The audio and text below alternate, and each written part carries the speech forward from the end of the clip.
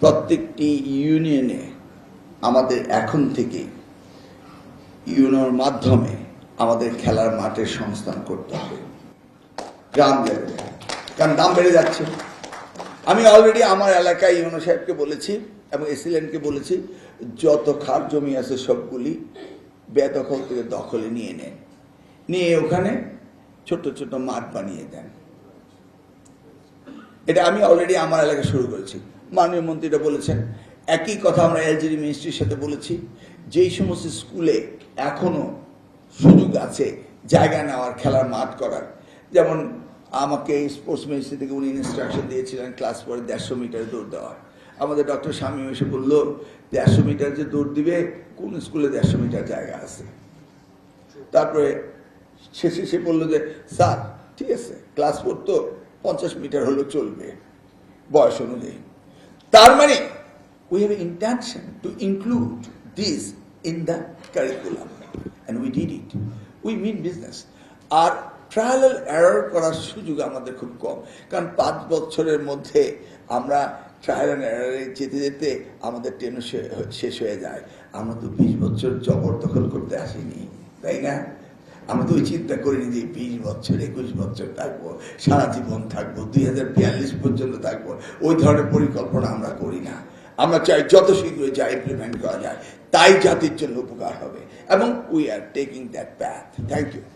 যে আপনি অন্যান্য কান্ট্রিতে কোথায় কি দেখেছেন, কোথায় আমাদের সাথে তুলনামূলকভাবে আমরা পিছিয়ে আছি, আপনার এক্সপিরিয়েন্সটা আমাকে শেয়ার করুন। উনি কিন্তু বেশ অ্যাপ্রিসিয়েট করলেন যে না, বাংলাদেশে শিক্ষার্থীদের শেখার যে প্রবণতা এটা ব্যাপক, এটা উনি অ্যাপ্রিসিয়েট করলেন।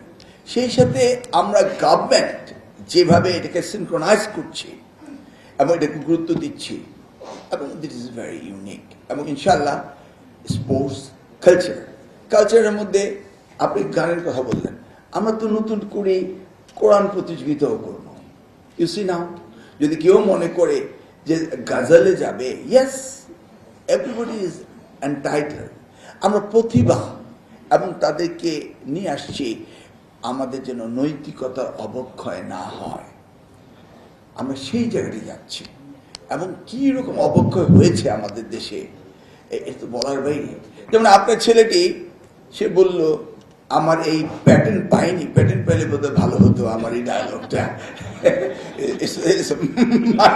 প্যাটার্ন ডায়লগ পাইনি, কিন্তু ধরুন একটা ইউনিফর্ম পরিহিত একটি স্বনামধন্য স্কুলের যদি কোনো শিক্ষার্থী কোনো মিডিয়ার সামনে গিয়ে কটূক্তিমূলক কথাবার্তা মন্ত্রী বা প্রিন্সিপাল কারোর বিরুদ্ধে বলে, সেই শিক্ষকের কি উচিত নয় ডেকে বলা, that's how you can't behave?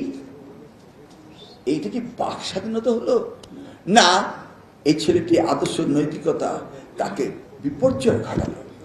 We all have a duty to teach the society, তাই না? এই যে ধরুন একজন সরকারি কর্মকর্তা, এই যে আমার এখানে বসে আছে না, হায়ারকির অফিসার, তারা কি যাচ্ছে তাই মন্তব্য করতে পারে? পারে না। ফেসবুকে সোশ্যাল মিডিয়াকে তারা যাচ্ছে তাই লিখতে পারে? পারে না। কিন্তু দেখবেন আমার এমপিওভুক্ত শিক্ষকরা সরকারি সব সুবিধা নিবে এবং মিম বানাবে।